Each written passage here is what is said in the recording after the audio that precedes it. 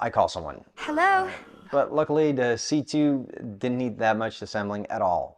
It came with a handy multi-tool, and that's all you needed to just tighten a few things, put the pedals on, and adjust a few things. The rest was all a matter of unfolding the bike and putting the seat on at the right height. It's very easily adjustable, so after riding around on it, I could just change it if I thought I needed to change it, or if my girlfriend wanted to ride it. It was a lot shorter, then yeah, it was easy to do that. So putting the bike together was actually much less of a chore than I thought, and I had the bike put together in no time. Now when you're running, your legs, and especially your joints, so your ankles, your knees, they get quite a pounding every time that you're hitting the pavement. When you do this for a long distance, like a half marathon or a full marathon, that's a lot of strain that you put on those joints. I've had knee issues before, so in times when it's too painful to go running, riding a bike is a great way to stay active but not agitate that already existing injury. The DYU C2 is an electric bike. This doesn't mean that you just sit back and the bike will just go. It's not a moped. It has assisted pedaling. That means that you still have to paddle, but it's a lot lighter and the bike will add power to it, so it'll make you go faster than you would normally go on a regular bike. The max speed of the bike is 25 kilometers per hour, which is a lot faster than I run. It's actually faster than Kipchoge runs for his marathon. The battery life is about a marathon distance in pedal assist mode, and it has 3 gears that you can set it for. Everything is operated with a small LED display that not only lets you know how fast you're going, but by pressing on it, it can change the gears, and when you hold it for a few seconds, you can turn on the lights on your bike, so you can safely ride around at night as well. There's front and rear dual disc brakes, and even if you're going at a high speed, they work great if you suddenly need to stop. Folding and unfolding the bike is very easy. By opening the clip on the side, it simply folds in half. You can lower the steering wheel by bending it down, and you get this nice little package that you can easily store or take in your car with you or on the train. They advertise the bike as being great for your commute to work or when you have to get across town.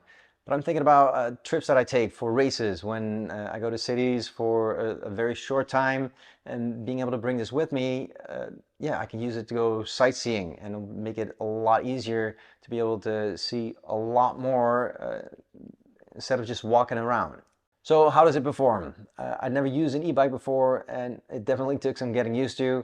You don't have to use the assisted pedaling, so you can just ride the bike like a normal bike, which works great. I thought it'd be actually a lot harder to ride it because, yeah, it weighs 25 kilos. So I expected it to be, yeah, kind of hard without the assisted paddling, but that wasn't the case at all. Of course, after a short ride, I wanted to try out the electric part of the bike and find out what this baby could do. So I turned on the gears and rode around for a while. This is where the getting used to it started. You have to pedal in order for the assisted pedal mode to give you that extra power. The pedaling is very light on the bike, and I ended up pedaling like crazy and trying to go faster. However, this is not necessary at all. You can just pedal at a nice pace, and the assisted pedal mode will kick in and do the rest for you without much effort on your part. And you can easily get up to 20 kilometers per hour in no time. I figured this out pretty quickly, though, yeah, your instinct tells you that you want to pedal faster if you want to go faster. So I end up pedaling like crazy for quite a bit. So yeah, it was a pretty good workout while I was on the bike, which wasn't really needed. But C2 also has a button throttle to add a little turbo boost to your ride when you think you can use a little bit extra power to speed things up a little bit. Now that really took me back to the 80s. It's only 5 miles to the county line. Let's hit the turbo. Very good thinking, Mike.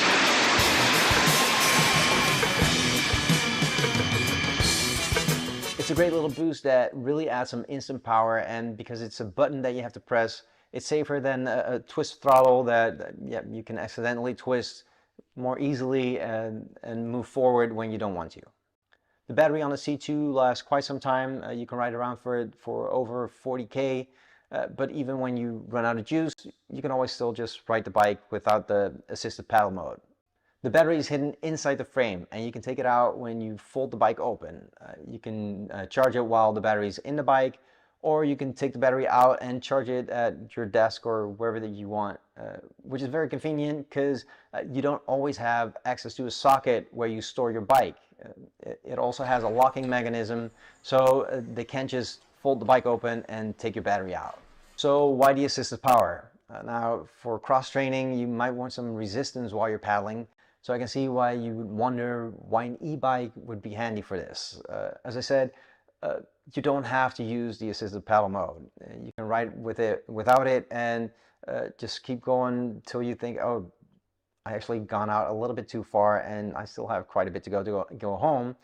It's nice to have the assisted paddle mode, so it can help you out to get home a lot easier. Also, with the mode on, the extra paddling that I was doing, which wasn't necessary, it's actually a great workout without much strain on your joints.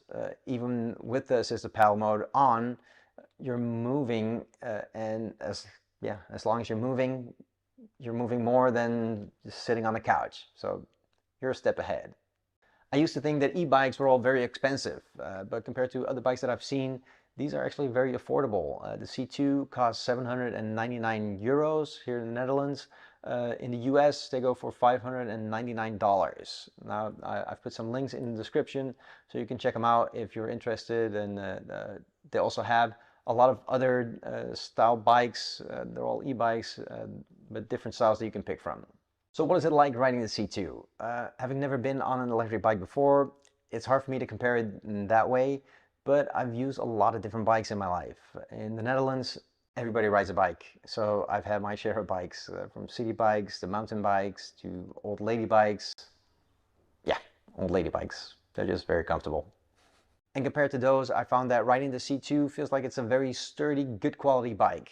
It's compact, it rides very smoothly. It has great shock absorption thanks to the mid-mounted shock absorber system. And that's all not taken into account that it's electric. That part just makes it even more awesome, especially for those short trips when you want to get somewhere fast and it's just, very convenient. Here in town, parking is just a nightmare. So a lot of times it keeps me from going into town if I need to get something. But now with the C2, that makes it a lot more convenient to run your errand and be back in no time. Looking at all the features of the C2 and how convenient it is, I can honestly say I'm really loving this bike. It's a great tool for my run training and to help me with recovery when I need it. It's great to get around on and it'd be a lot faster than just riding a regular bike. Get out there and bike.